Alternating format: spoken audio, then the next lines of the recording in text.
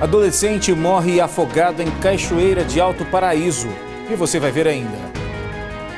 Chuva forte deixa ruas alagadas em Lusiânia. Passagens de ônibus ficam mais caras a partir de domingo aqui no entorno. Declaração do imposto de renda começa em março. É agora, no Jornal Anhanguera, segunda edição.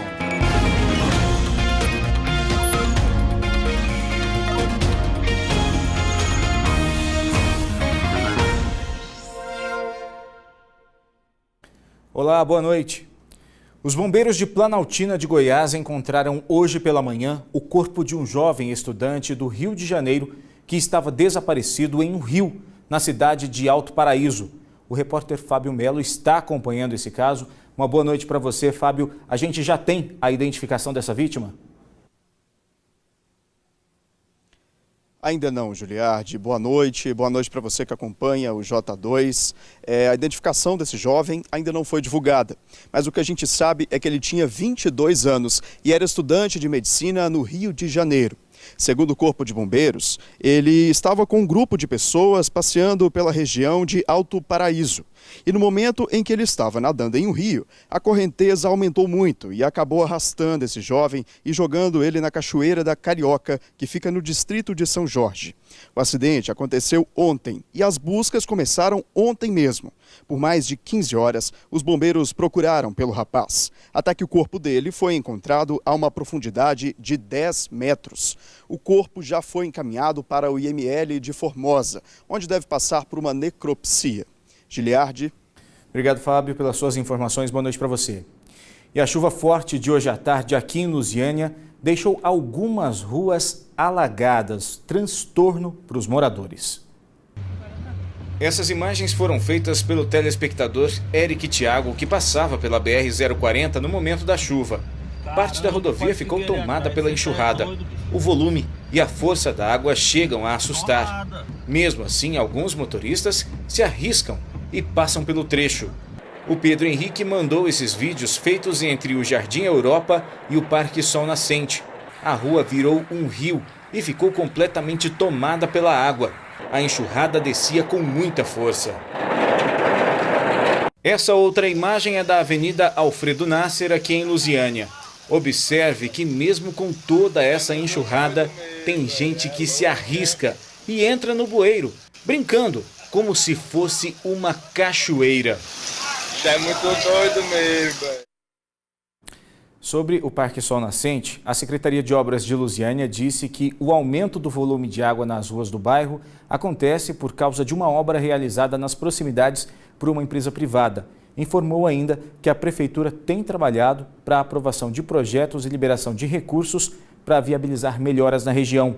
A concessionária que administra a rodovia não retornou nossa solicitação sobre o alagamento que a gente viu na BR-040.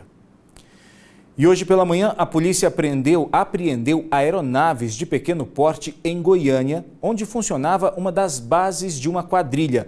O repórter Fábio Castro e Vantuir Oliveira acompanharam essa operação.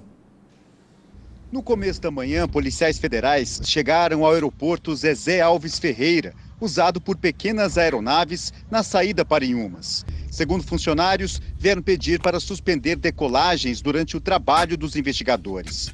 A operação contou com o apoio da Força Aérea Brasileira e do Grupamento de Rádio Patrulha Aérea da Polícia Militar de Goiás, o GRAER.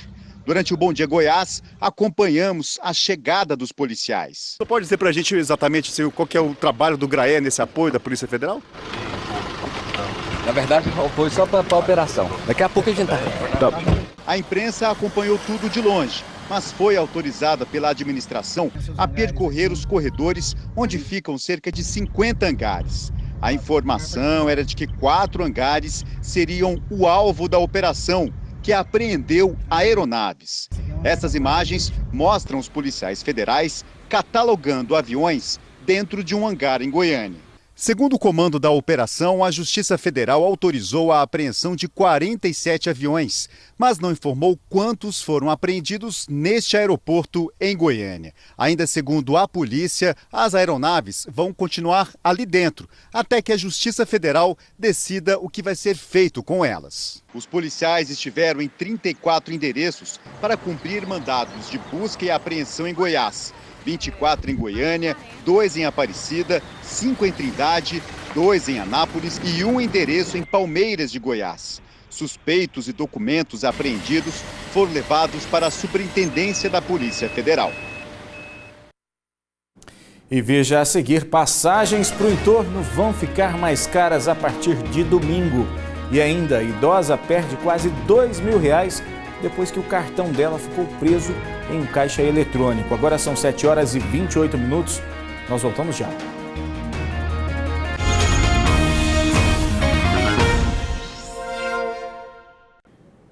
E no fim de semana passa a valer o novo valor da tarifa de ônibus. E quem depende do transporte público aqui no entorno não gostou muito da novidade, não. O reajuste das passagens de ônibus para a região do entorno de Brasília foi autorizado pela Agência Nacional de Transportes Terrestres, a ANTT. O aumento será de pouco mais de 5%, o que dá uma média de 30 centavos de diferença no transporte semiurbano. Eu não acho justo, porque aqui já fica muito difícil para quem mora aqui trabalhar em Brasília, por causa justamente da passagem. Cada vez que aumentar mais, quem é prejudicado só é a gente. Pesa muito, né? Em 30 a galinha enche o papo, né? A novidade não agradou quem anda de ônibus todos os dias. Não comunica, eu não estava sabendo. Tem gente que nem tem o dinheiro todo, só tem aquela metade ali, aquele do dia a dia. Aí tem que desinteirar, né? E esses são os últimos dias que os passageiros vão pagar os valores que foram reajustados no ano passado. Os novos preços começam a valer no próximo domingo, dia 24 de fevereiro. Tem gente que acha que o reajuste deveria vir acompanhado também de mudanças no transporte. Não condizem com a realidade das empresas, né? Porque se pelo menos tivesse qualidade, tudo bem, mas nem isso tem. Nem horário tem, pra você ver. E nem ônibus também, né? Os ônibus tudo, né, quebrado, tudo não, é um transtorno danado pra gente. Agora preste atenção nesse alerta. Se o seu cartão ficar preso num caixa eletrônico, todo o cuidado do mundo. Tem golpista de olho para se aproveitar dessa situação. Essa aposentada de 63 anos contou que foi sacar R$600 da conta quando o cartão ficou preso no caixa eletrônico. A máquina puxou o meu cartão, tá? Aí eu achei aquilo estranho. Logo em seguida, a tela do computador ficou preta. Tá? Eu peguei o celular e fui ligar para a central do banco.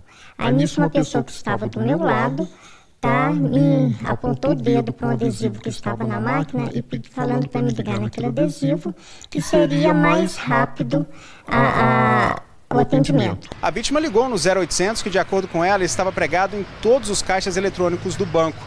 Do outro lado da linha, a suposta atendente sabia os dados pessoais da aposentada, inclusive o quanto ela tinha de dinheiro na conta. Pediu para ela digitar no celular por 2 vezes a senha do cartão.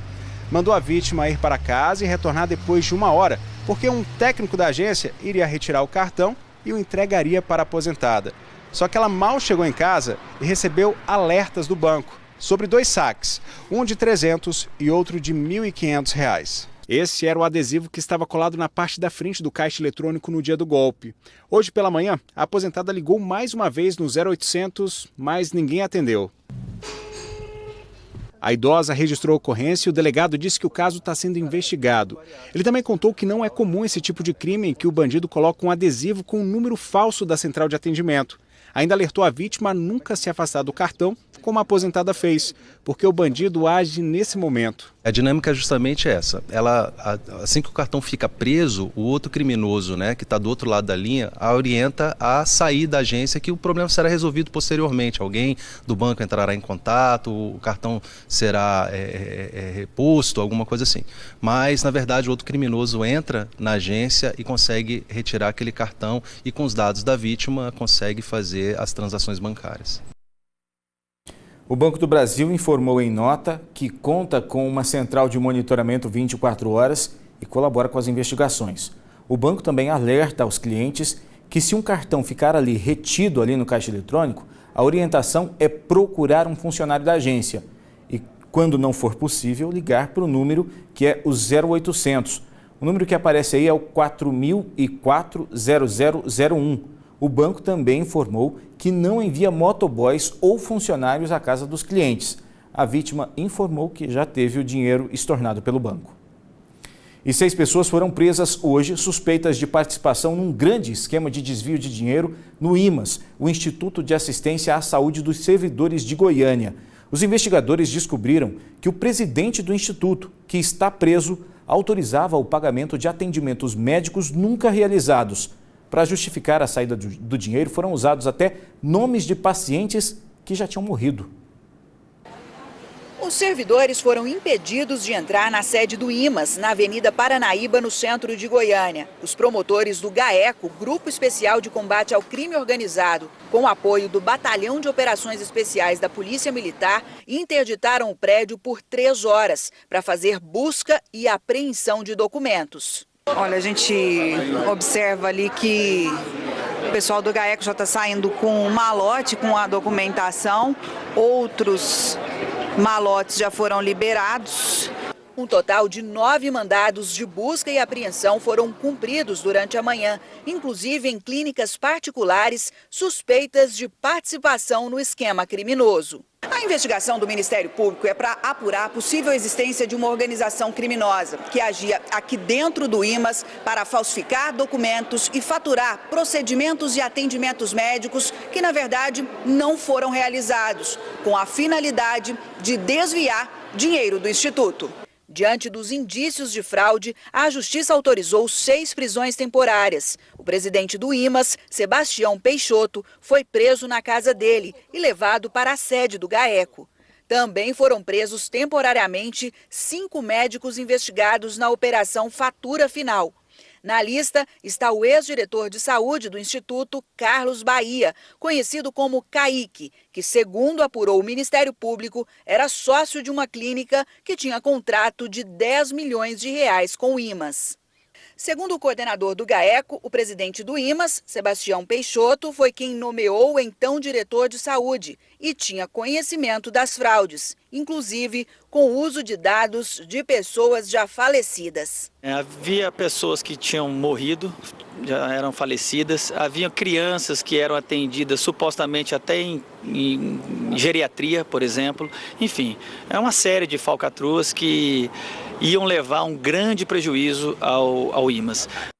A Prefeitura de Goiânia disse que já estava e vai continuar colaborando com as investigações e vai responder na Justiça todos os fatos levantados até agora.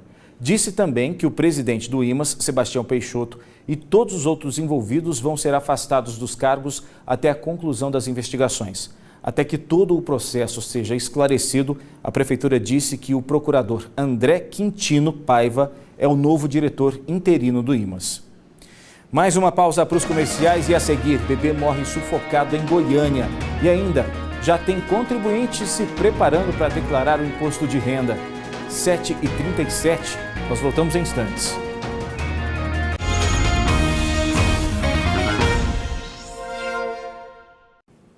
De volta com o J2 e um bebê de 4 meses morreu prensado entre a cama e a parede. O caso foi no bairro São Carlos, em Goiânia. Segundo informações, a mãe disse que trabalhava no fundo da casa e deixou a criança sozinha entre 5 e 9 horas da manhã. Quando voltou, o bebê já estava sem respirar. A polícia diz que não há sinais aparentes de violência e a criança morreu sufocada. Faltando 14 dias para o início do prazo para a entrega do formulário do imposto de renda, que começa no dia 7 de março, muitos contribuintes já podem começar a se preparar para o Dia do Leão. Organização é a palavra-chave deste contribuinte que há mais de uma década faz a própria declaração. Desde 2007 eu faço a minha declaração e da minha esposa de forma bem organizada. A gente pega todos os comprovantes, coloca em uma pasta e deixa tudo organizado para que no ano seguinte, após baixar o programa, a gente consiga realizar com mais tranquilidade esses lançamentos. A temporada de acerto de contas com o Leão já está batendo na porta. E quem pensa em entregar a declaração logo no início do prazo, é preciso ficar atento às novidades para este ano. O maior detalhamento das informações de imóvel e veículo que são declaradas. Alguns campos antes eram facultativos e a previsão é de que agora passem a ser obrigatórios. O imposto de renda é o tributo calculado sobre os rendimentos do contribuinte ao longo do ano. As pessoas que receberam mais de R$ 28.559 no ano passado devem declarar, mas é preciso fazer o download do programa gerador da declaração no site da Receita Federal. A contadora explica que o programa da Receita Federal é de fácil acesso. O sistema ele vem acompanhado de um manual de orientações, onde é descrito o que deverá ser preenchido em cada campo. É intuitivo, mas às vezes surgem algumas dúvidas mais pelo linguajar, eu acredito, porque são palavras que às vezes não é de comum conhecimento de todos. Mas é um programa fácil de se entender. Com a experiência de tantos anos, o Gabriel até dá dicas para os novos contribuintes não caírem na malha fina. Os pequenos detalhes são importantíssimos, né? Então, prestar atenção na hora de fazer o lançamento, porque um número pode fazer toda a diferença. E o prazo para declaração, só reforçando, para você ficar em dia com o leão, é do dia 7 de março a 28 de abril. O J2 de hoje fica por aqui. Para você, uma boa noite. A gente volta a se ver amanhã. Tchau.